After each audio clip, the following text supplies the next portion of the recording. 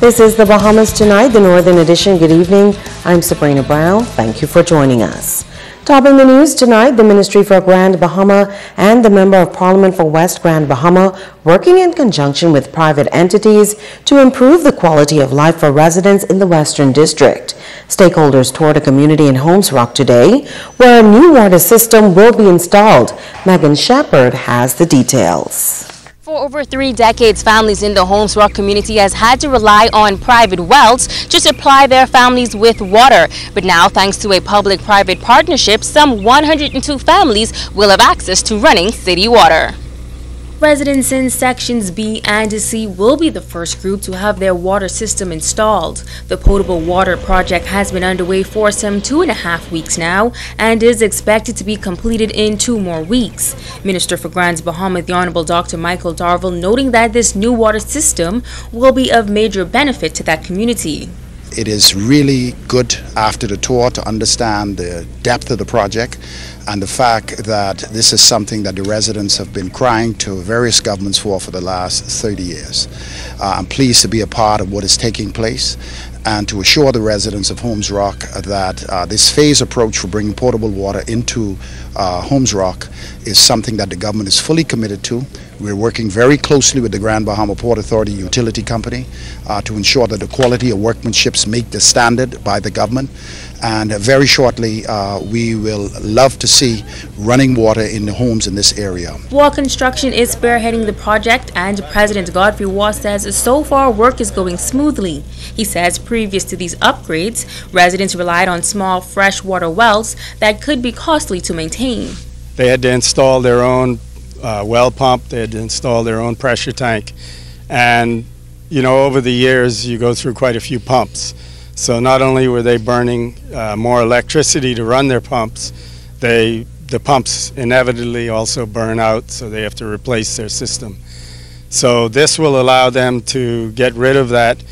General Manager of the GB Utility Company, Jerron Turnquoise, says that residents can expect top quality services upon completion of the works. We hope that the people of the Holmes Rock area will find that they can come on, get connected via going downtown to the office at GBPA's building. They can pick up a form and they can apply for the water, and we will come out and gladly connect them. One resident that has been in the community for some 30 years says the old system was a hassle to maintain, and he is thankful that these entities are now working together to put a reliable system in place. They've had back and forth conversations with people from the water company, but nothing was happening because they said that it was a private subdivision that we were living in, and we had to work it out with the developers of the subdivision, and nothing was happening. So we were particularly pleased that the government has decided after all these years to assist us. Megan Shepherd, ZNS Network News. The highly controversial gender equality referendum is just a week away. With the old register now closed, the first group of voters set to cast ballots ahead of the June 7th election process will do so tomorrow. Joan Davis-Roll reports. Members from the Royal Bahamas Police Force and Defense Force and others are headed to the polls this Tuesday. These members of the armed forces are expected to turn out to vote in the advance poll for the upcoming gender equality referendum set for June 7th. Chief Clerk of the Parliamentary Registration Department, Siobhan Saunders, gave this reminder to employers regarding time off to all employees allowed to vote in the advance poll. On Tuesday, the 31st of May, is the advance poll, which will take place at the Police Training College on Pinehurst Way West. Saunders further explained the law as relates to shift workers. The polls open at 8, polls close at 6. So that means that you're not entitled to the time off. You are, shift workers don't get the time off. But if you work a regular 9 to 5, you are entitled to 2 hours off to vote, plus your lunch hour, which means that you have 3 hours off to go and vote. You must be a registered voter. And for those business places that need more clarification, they can contact the office and we can forward that information to you. Joan Davis-Roll, ZNS Network News. Grand Bahama remains a hotspot for illegal migration. Immigration officers were kept busy this weekend, taking 3 groups of migrants into custody. On Saturday morning, the United States Coast Guard cutter handed over 4 Cuban males and 2 Cuban females. They were discovered on Water Key in the Key South Bank area Friday when they were interdicted by the Coast Guard. The 6 migrants left Cuba on May 18th and claimed that they were headed for the United States. On Sunday afternoon around 1 p.m., officers from the Police Marine Division along with immigration officers were notified of a vessel with possible illegal migrants on board in distress and had possibly overturned in waters between West End and Grand Key. Upon arrival at that location, the team met another U.S. registered vessel which had already rescued the 12 Chinese migrants, 10 females and 2 males. The pleasure vessel, which happened to be passing by, saw the group of Chinese clinging to the overturned vessel without any life vest or safety floating devices. After assisting the 12 Chinese on board, the vessel remained in the area until officials arrived to take custody of the group. The Chinese were transferred onto the Royal Bahamas Police Force vessel and transported to the Marine base before being transported to immigration headquarters for further processing.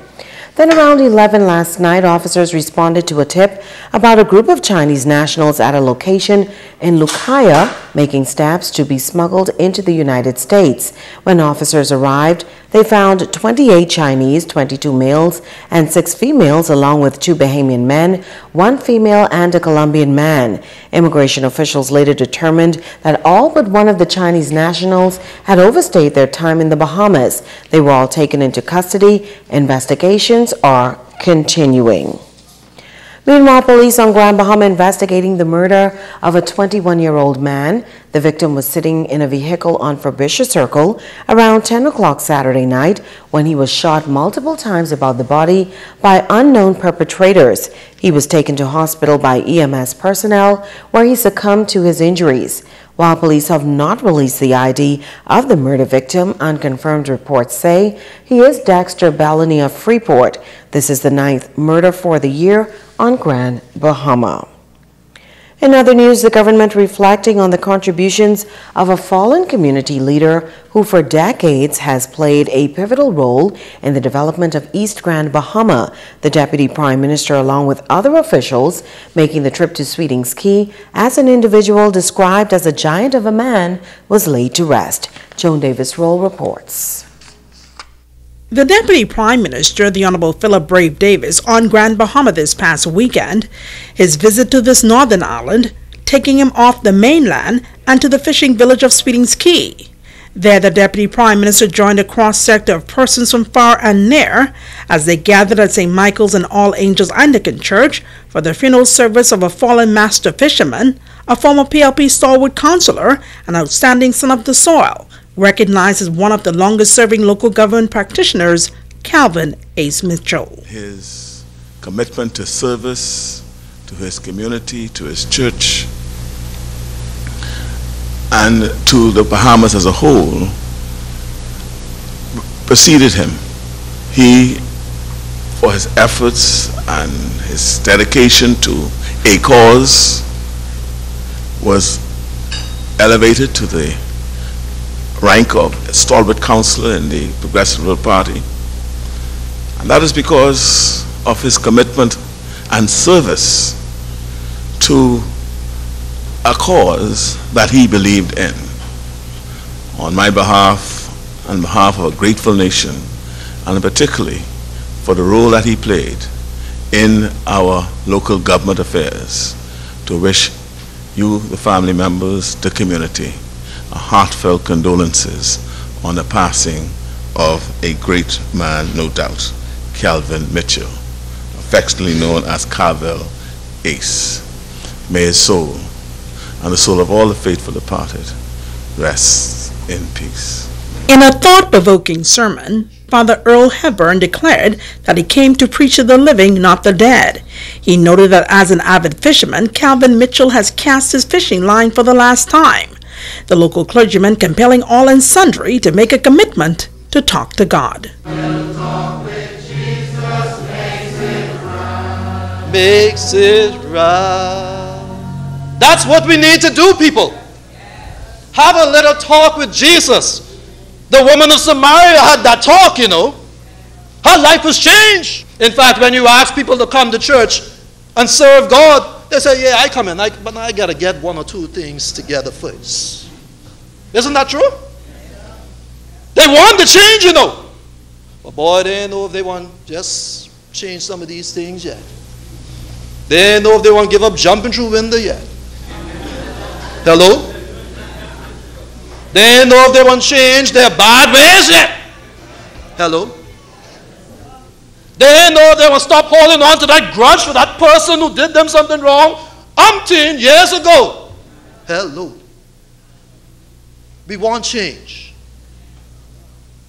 But we say to God, not yet. My question is this. When will you ever say, now, Lord, now? When will you ever open your heart and have a little talk with Jesus? Joan Davis Roll, ZNS Network News.